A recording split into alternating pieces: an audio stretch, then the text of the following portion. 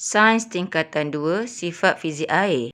Di tangan cikgu ada dua jenis larutan yang berbeza. Kamu nampak macam sama kan? Sebab apa kamu nampak sama? Sebab kedua-duanya tidak berwarna. Tapi sebenarnya ia berbeza. Soalan cikgu, macam mana kita nak tentukan yang mana satu air tulen?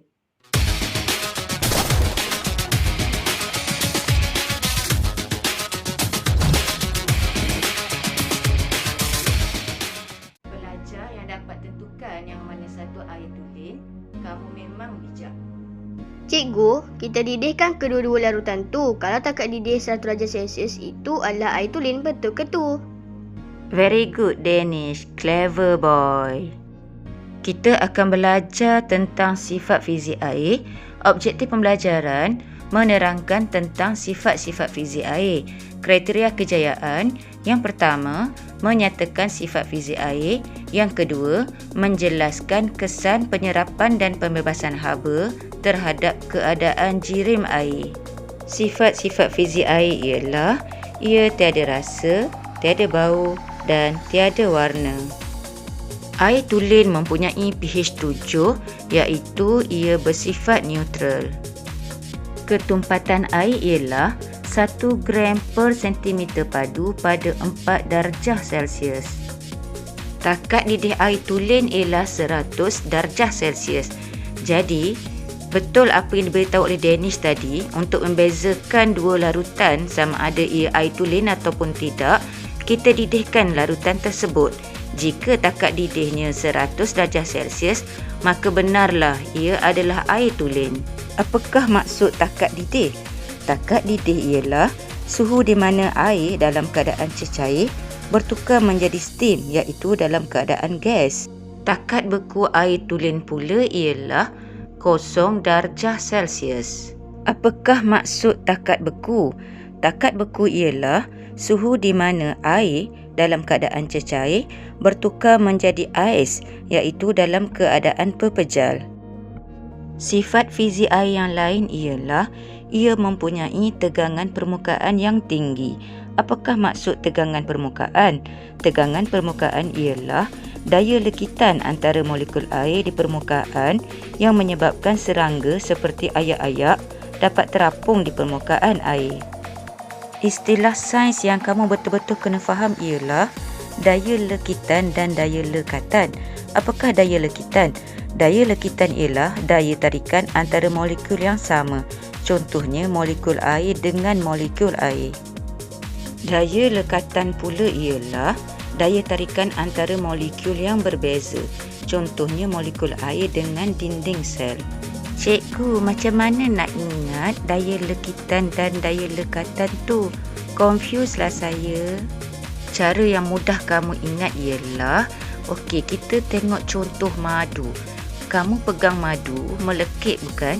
So, ada daya tarikan di antara molekul madu dengan molekul madu.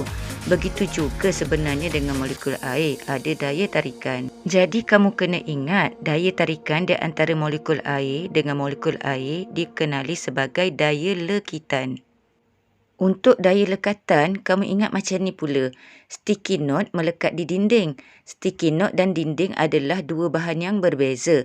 Jadi molekul air juga mempunyai daya lekatan, iaitu di antara molekul air dengan dinding sel.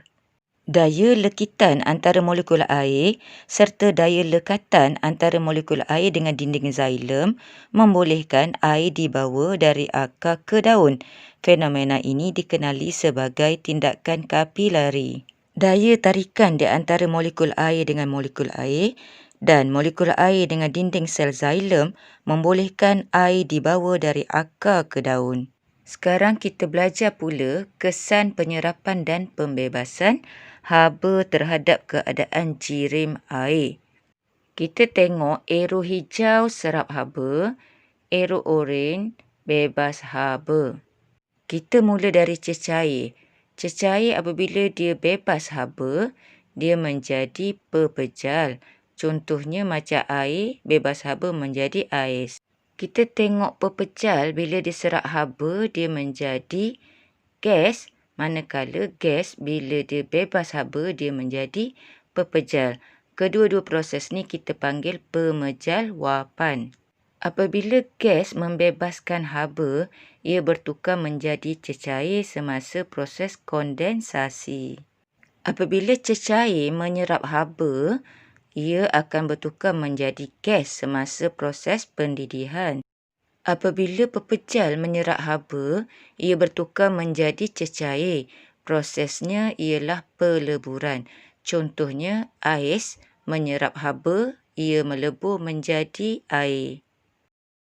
Salah satu contoh proses kondensasi ialah wap air di dalam awan bertukar menjadi cecair dan hujan pun turun. Ais melebur apabila menyerap haba dari persekitaran. Semasa peleburan, pepejal berubah menjadi cecair. Contoh pemejal wapan ialah naftalena berubah daripada pepejal menjadi gas. Semasa proses penyejatan dan pendidihan, cecair berubah menjadi gas. Contohnya, pakaian basah yang dijemur mengalami penyejatan air.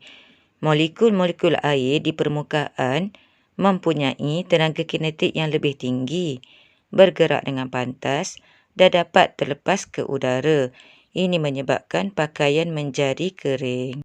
Cikgu, saya ada baca buku. Air laut mendidih lebih daripada 100 darjah Celsius. Macam mana tu? Jom lihat kesan benda asing terhadap takat lebur dan takat didih air.